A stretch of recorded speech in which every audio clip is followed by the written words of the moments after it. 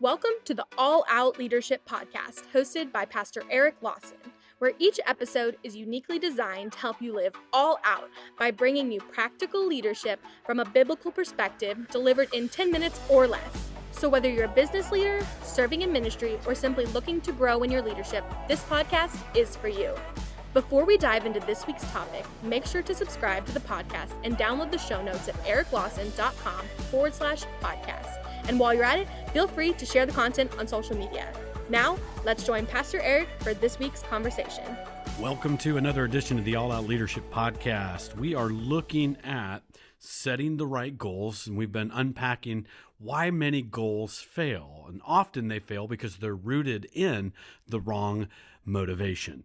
And so we are looking at today another wrong motivation, and it is feel-good goals. Often when we sit down to write a goal, if you really unpack what it is, it's a goal about doing something that will make me feel better about myself, feel better about my status in life, my place in life, or achievements in life. And those are a very low form of motivation, and here's why. When a better feeling comes along, that I'll just go ahead and abandon my goal for a better feeling when it comes along. So for example, if I want to feel better, therefore I'm going to exercise. I'm going to lose some weight. I want to feel better about myself. Well, that's a good goal, health, fitness. But if the motivation is to feel better, that's why I'm going to set this goal. Here's the problem. Well, the first day your alarm goes off at 5:30 a.m., you know what? It sure feels a whole lot better to stay in bed than to get out. That feeling is now trumped by a more relevant feeling, and that is, I just need more sleep. I'll feel better staying in bed. And so our goals somewhere along the line always get hijacked if it was rooted inside of a feeling. So here is a better goal than I'm setting a goal to feel better. I'm not setting goals to feel better. I'm setting goals to become better.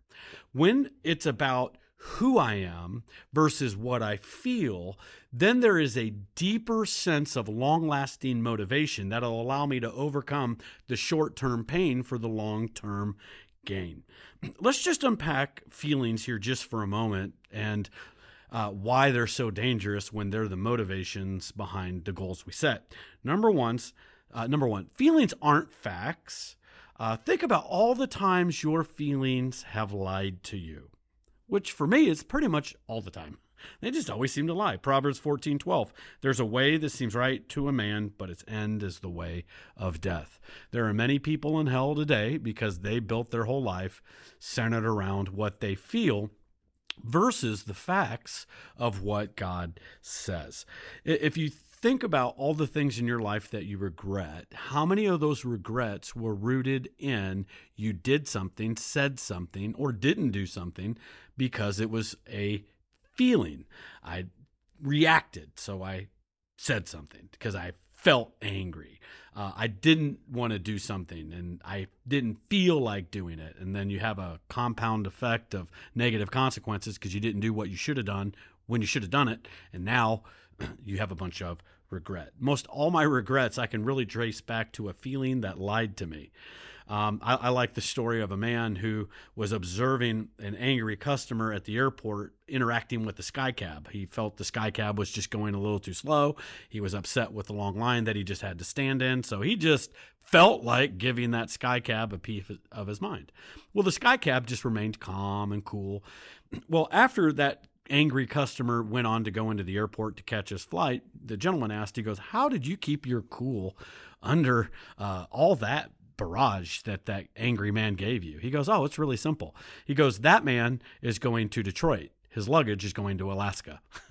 Look, when you just give everybody a piece of your mind and you react out of how you feel, there's some things that aren't going to end up where you hope they end up inside of life. Almost all of our regrets we can trace back to something we felt. You know this formula because you're a leader, but let's just go ahead and review it. The worst form of decision making is you feel, therefore you act, and then you think. And what do you think? I have a bunch of regrets. The right process is we think, we get good thoughts, then we turn those thoughts into the right actions, and then here's what happens. The feelings will always follow the right actions that were rooted inside of the right thoughts. Don't spend your life chasing feelings. Feelings follow the right actions. And so if your goals are centered around producing a feeling, you're going to just fail. But go ahead and set it on, I want to become better at finances. So now that I'm thinking about how to become better at finances, I can begin to act in a way that's better with money. And then here's what's going to happen. At the end of the day, I'm going to feel better.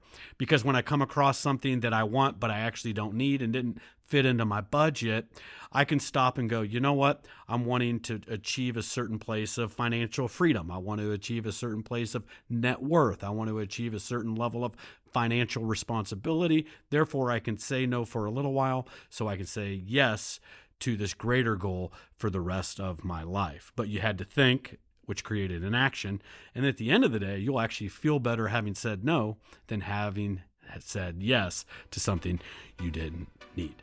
All right, so we're going to set goals, not on what we want to feel, but on who we want to become. See you next week. Thank you for joining us on the All Out Leadership Podcast. We hope you gained new biblical insight that challenged you to grow in your leadership.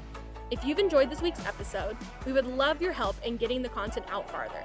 You can help by subscribing to the podcast at ericlawson.com/podcast and telling others about it.